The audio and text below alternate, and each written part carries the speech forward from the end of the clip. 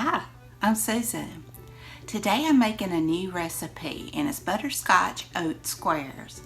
It's real simple, so I hope it'll be good. And as far as I can tell, it's also gluten-free, although that wasn't my intention.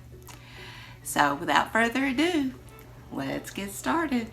For this recipe, we've got 1 cup of packed light brown sugar, 1 teaspoon of baking powder, 2 cups of oats, and I'm using the quick oats, it did not specify, 1/2 cup of melted butter, and 1/2 teaspoon of vanilla. This recipe is so simple. You want to preheat your oven to 375 degrees and you want to combine all your ingredients. Once your ingredients are combined, you want to press it into an ungreased 8x8 inch baking pan or dish. And you bake it for 10 minutes.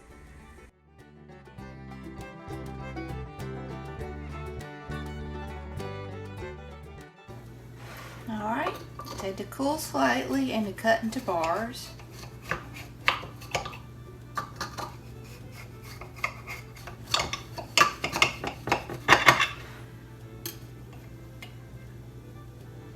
It's crumbly. But now it's time, one of my favorite things, to give it a taste.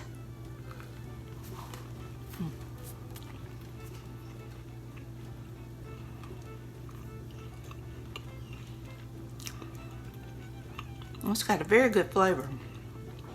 It's very crumbly. Might add just a little bit more butter or something to kind of help that. But it's nice and sweet. I really like it.